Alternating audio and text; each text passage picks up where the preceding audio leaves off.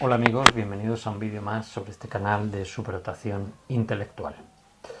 Vamos a hablar hoy sobre las etapas por las que pasa una persona superdotada cuando ha sido identificada o detectada de adulto y cómo esas etapas pues, se van sucediendo de una forma bastante similar entre personas. Puede haber algunas diferencias en el tiempo que duran esas etapas en cada persona que ha sido detectada.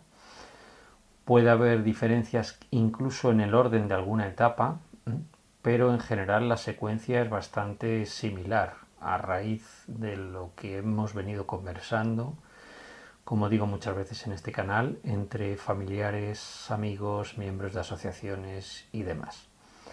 He intentado localizar en internet trabajos que hablaran sobre este tema. Ignoro si no he atinado en los términos de búsqueda. Tampoco he hecho un esfuerzo excesivo, pero sí que he encontrado algunos trabajos bastante interesantes. Y de los que he encontrado me quedo con uno, que es un trabajo realizado en Corea, que habla sobre el desarrollo que tienen las personas superdotadas, pero se refiere sobre todo al desarrollo académico, es decir, al logro profesional de chavales que fueron identificados con pocos años mediante dos programas, uno nacional en Corea del Sur y otro privado. El trabajo está realizado en la revista Personality and Individual Differences y básicamente las conclusiones del trabajo son las siguientes. Vámonos a la discusión. Y en la discusión observamos, bueno, después de leer la metodología, que en el fondo tampoco tiene tanto misterio, es identificar a los alumnos y es seguir sus logros, como digo, 18 años después de la identificación y ver un poco cómo han ido evolucionando. El estudio concluye 4 estrategias con nombres curiosos, o 4 grupos, 4 clúster que llaman ellos, que son los que llaman de floración completa, es decir, los que han podido dar todo su potencial, los buenos, los que han ido decayendo y los de floración tardía, los que de alguna forma han despuntado pero muy tardíamente. Esto me recuerda un poco a alguna frase que he oído a alguna persona que sabía mucho de superdotación, concretamente a la presidenta de AES, decir que los grandes talentos maduran tardíamente, ¿no? Que es una frase que todos conocemos, pero que parece ser que es cierta en el caso de muchos superdotados. Entonces, este trabajo, lo interesante es que está bastante bien documentado, ha analizado un total de 63 alumnos superdotados, como digo, identificados con 2 programas, uno nacional y otro privado, y voy a pasar a leer brevemente así por encima un poco la discusión. Habla de que esta discusión habla de que se han hecho algunos estudios previos sobre el éxito académico de alumnos superdotados, pero normalmente no se han hecho en la etapa adulta, no se han hecho con 18 años de diferencia. Y comenta que la mayor parte, bueno, ha dividido los alumnos en superdotados profundos, superdotados altos y superdotación leve, y observa que la mayor parte de superdotados profundos se encuentran en el grupo que ha dado todo su potencial. Si bien hay muchos superdotados, tanto en el grupo inicial o más básico como en el medio, que se encuentran en el grupo que ha ido decayendo, por decirlo de alguna manera, en sus logros.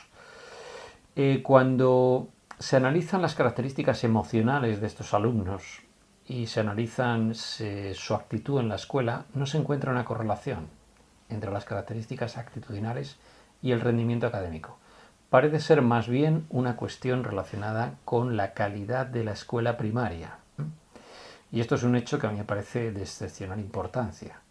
Si tomamos a los chavales superdotados en edad muy temprana y les damos un entorno idóneo, podemos considerar el potencial como una predicción consecuente con ese tratamiento. Sin embargo, si lo dejamos todo al azar de la sociedad, pues no vamos a conseguir un rendimiento tan alto. Por tanto, este trabajo yo creo que aporta bastantes evidencias, está bastante documentado, creo que 63 sujetos de estudios es un número relativamente alto y bueno, pues 18 años es un tiempo suficientemente largo como para ver un poco la proyección en la edad adulta. Pero de eso no era de lo que íbamos a hablar en este vídeo. Esto simplemente lo comento porque me parece importante entender que la superdotación, si la tratamos bien en un estadio temprano, vamos a conseguir, si le damos un entorno apropiado, un éxito profesional de estas personas y por tanto va a repercutir en el desarrollo de la sociedad. De alguna forma esto ya lo sabemos. Pero a mí me preocupa especialmente los casos en los que esa detección precisamente no ha sido, como en este estudio coreano, no ha sido en edad temprana, con 5 o 8 años, que es la identificación que habla este estudio, sino que ha sido en edad tardía. ¿Qué pasa a esa gente que ha sido identificada tardíamente, ¿no? Han sido superdotados toda la vida, evidentemente, pero solo de manera tardía han podido desarrollar su potencial. Por tanto, si han podido desarrollar su potencial en algunos casos y en otros han quedado en el olvido, es una cosa que a mí me parece de la máxima importancia, pero no tanto por el rendimiento, sino por la salud mental, anímica y psicológica de estas personas. Es decir, creo que lo menos importante aquí es si tú rindes 100 o rindes 90 o rindes 70. Creo que lo más importante es cómo te encuentras tú en la situación en la que te encuentras y si esa identificación te ha servido para algo. Así que yo he pensado mucho, llevo mucho tiempo pensando en este tema, lo he visto en mí, en familiares, como digo, en amigos, y he llegado a algunas conclusiones. Y es que podemos discutir detalles, pero hay prácticamente 8 etapas que podríamos identificar como etapas por las que pasa una persona adulta que no sabe que es superdotada y de repente es detectada. Bien, la primera etapa la he llamado la etapa de la sospecha. En la etapa de la sospecha, debido a diversas circunstancias, alguien te comenta algo, es muy común que si se ha identificado a un hijo o a un hermano o a un familiar cercano de otro tipo, sospeches que tú podrías ser también superdotado. Puede ocurrir un hecho fortuito, como me ocurrió a mí, que vayas al psicólogo por problema de trabajo y salgas con una detección de superdotación. Puede ser que hayas visto un documental, puede ser que hayas visto este canal y te suene la música. En cualquier caso empiezas a sospechar. Esta etapa va a durar un tiempo variable. Hay personas que, debido a su actitud ante la vida, que son lanzadas, que son personas valerosas o que son personas emprendedoras, ¿no? Pues en cuanto sospechan algo, inmediatamente buscan a un psicólogo y tratan de hacer los test. Pero en muchos casos esa sospecha no va aparejada o no va seguida de una identificación inmediata. Hay mucha gente que se queda en el limbo, en este estado. No se atreve a ser identificado. ¿Qué pasa si voy a un psicólogo y me dice que no soy superdotado? Bueno, yo diría que este es uno de los caracteres más típicos de una persona superdotada, el miedo a no serlo. El no superdotado normalmente no se juega nada. Bueno, vamos a ver si soy o no soy, pero en principio también es cierto que no tiene una sospecha tan alta, ¿no? Generalmente. Las personas que están en este estado y no se atreven a dar el paso de la identificación deben pensar en una cosa. Esto no se trata de ganar una carrera, no se trata de levantar pesas, esto es simplemente para autoconocerse. Y sea cual sea el resultado, va a ser positivo, porque si tu resultado es que tienes 120, pues mira, qué bien, eres inteligente y no tienes los efectos colaterales de la superdotación, que no son obligados, pero que pueden ocurrir, como sabemos, muchas veces. Y si das un 140, pues bueno, pues ya tienes una explicación de qué es lo que te pasa. Y si no doy el 140 y tengo este problema de adaptación a mi entorno, pues busca una explicación alternativa. Pero evidentemente la identificación es un estado necesario para seguir progresando. Por tanto, esta etapa, quedarse en esta etapa es bastante absurdo. Hay que dar el paso y hay que atreverse a aceptar lo que venga. Después viene la propia etapa de la identificación. En este caso yo creo que lo lógico es que se vaya un psicólogo colegiado. Lo he dicho muchas veces, no vale cualquier psicólogo colegiado, vale un psicólogo colegiado que tenga experiencia en este tema, porque, a ver, cada vez más en las facultades de psicología se incluyen estos temas, pero, por ejemplo, en mi época era prácticamente imposible que conocieras a alguien que te hablara de este tema. Por tanto, es muy difícil que en mi generación hayamos sabido de este tema y hayamos tenido esa sospecha. Por eso hemos sido identificados tardíamente. Por tanto, la identificación hoy en día es factible, mucho más factible, es mucho más fácil. Hay gente muy entendida y por tanto hay que ponerse en sus manos. Y si uno tiene dudas, recurrir a asociaciones o recurrir a foros, con todos los peligros también que tienen los foros, ya lo he dicho en otro vídeo, etc.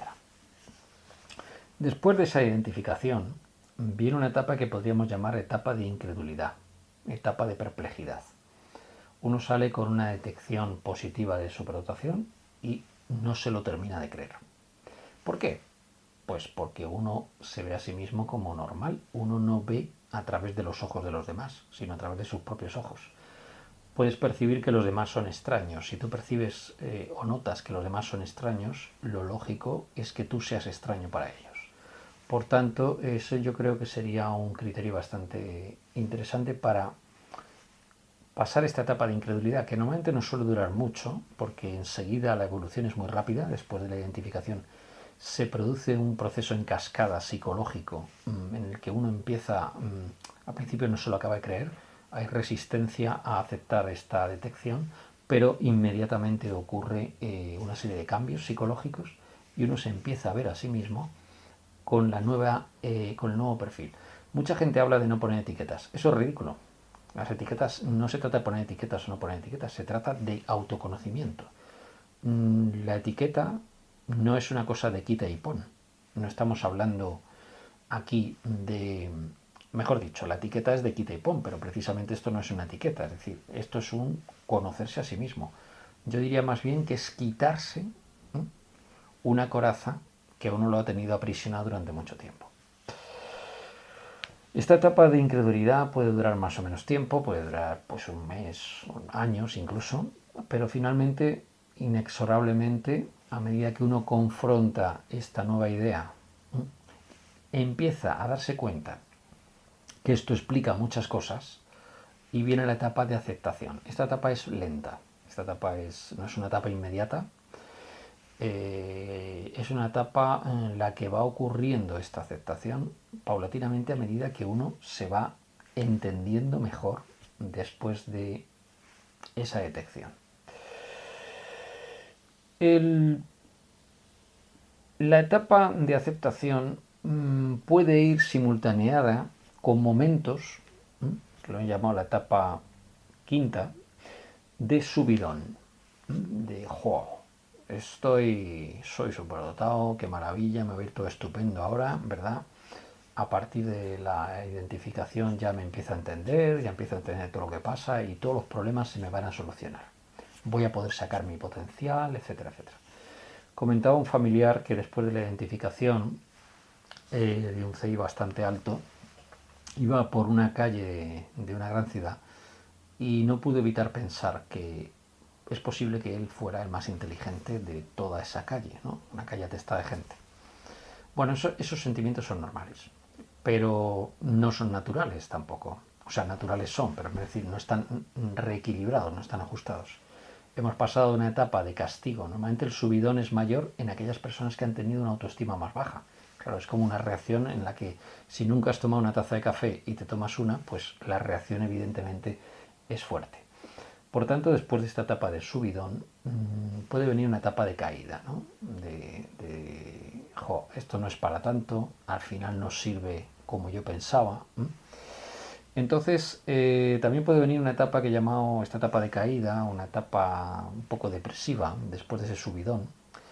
A ver, no es primero subidón, luego caída, pueden simultanear ambas etapas, ¿verdad? Puedes estar durante una serie de meses con esta, lo he llamado la etapa del reconcome también, ¿no? Porque subes y bajas, es decir, estás de repente muy satisfecho, desilusionado. Es una etapa en la que puedes pensar hacia atrás lo que ha sido tu vida, te puede entrar rabia y coraje, y qué hubiera pasado, ¿no? Si me hubieran identificado antes. Bueno, toda esta situación entre subidón, nostalgia, reconcome, lo podríamos incluir en una primera etapa, pero he querido diferenciarlo en dos etapas porque simultanean entre sí. Son dos estados que simultanean entre sí. Llega un momento en el que todo este reconcome, toda esta situación de nostalgia, toda esta situación de subidón, ¿verdad? Cada vez menor el subidón, cada vez más la nostalgia, va remitiendo también. Y al final uno llega a una comprensión y confrontación con la realidad del nuevo perfil. Todo se empieza a ver en base a este perfil nuevo. Esta es la séptima etapa, una confrontación con la realidad. A ver, las reacciones que yo observaba, por ejemplo, en el trabajo, de rechazo, ahora las entiendo. Lo que me pasaba, porque a mí, por ejemplo, me gustaban las chicas de más edad cuando era muy joven, ahora lo entiendo. ¿Por qué no me adapté bien a la escuela? Ahora lo entiendo. Los celos de ese familiar, los entiendo. Todo esto que te está pasando, toda esta confrontación con la realidad, con las situaciones que te van colocando en la vida, las haces desde una visión nueva, desde un eje de coordenadas nueva. Es como si tuvieras cambiado las gafas. Tú tenías unas gafas de ver en las que veías las cosas. Estabas como metido en una coraza, ¿verdad? Te has quitado esa coraza y ahora estás viendo las cosas con un mayor realismo. Y eso no es una etiqueta. La etiqueta era la de antes. Te habías puesto una etiqueta a ti, X, o podrías ser muy agresivo con los demás, o muy cortado, muy metido para adentro, muy introvertido. Tenías un mecanismo de defensa ante las situaciones que se te iban enfrentando. Y de repente, la identificación ha desencadenado una cadena de acontecimientos que te ha llevado a esta séptima etapa. Empiezas a entenderlo todo. Y es precisamente en esta etapa en la que empiezas a detectar a otros como tú. Porque claro, hasta ahora tú estabas metido hacia adentro, bien pasivo, bien agresivo, o bien alternando los dos estados, y ahora estás en una estrategia asertiva. Es decir, estás dando al entorno la reacción apropiada. Al principio de manera torpe, como la persona que aprende a andar. Posteriormente aprenderás a andar y después a correr. Esa es la buena noticia. Que vas a ir aprendiendo a enfrentarte a la situación social o a la situación laboral o al tipo de situación familiar que tengas con una nueva visión y al principio con cierta torpeza, pero poco a poco vas a encontrar tu nicho ecológico, por decirlo de alguna manera, en el mundo que te rodea. Antes lo tenías, pero de una forma muy primitiva, muy restringida, muy poco satisfactoria para ti. Y ahora ya puedes encontrar. En esta etapa es la etapa en la que uno hace cosas como, por ejemplo, este canal. O participa en asociaciones, trata de ayudar a otros, etc. Y yo pensé que todo el proceso terminaba aquí. Yo pensé que el proceso terminaba en estas 7 etapas, pero para mi sorpresa hay una etapa más. Es en la que he entrado yo hace unos años, que es la etapa del desapego. En la etapa del desapego tú ya has digerido completamente esto y no es fácil de digerir. Te identificaron hace mucho tiempo, hiciste todo el proceso de aceptación, de subidón, etcétera, todas las etapas que hemos descrito, has entendido tu perfil, ya no tienes ninguna necesidad de ser entendido, de ser aceptado, de ser incluido. Ya vives exclusivamente para ti y los tuyos. Vives desde una óptica satisfactoria. Estás feliz de hacer las cosas que te gustan. Y quería explicar esta última etapa y este vídeo porque quiero lanzar un mensaje optimista. De todo esto se sale. En mi caso, todo este proceso ha durado aproximadamente 9 años. Mucho tiempo. Pero al final llegas a esta etapa del desapego. Y esa etapa te da una enorme libertad. Empiezas a acordarte de cosas de la infancia. Tenías a lo mejor la infancia bloqueada. Así de increíble puede resultar esto. Tenías bloqueados recuerdos, afectos. Empiezas a recordar sentimientos que tenías cuando eras niño o cuando eras joven y que tenías ahí constreñidos. Cuando la gente habla de que no hay que poner etiquetas, realmente desconocen completamente lo que es la superdotación.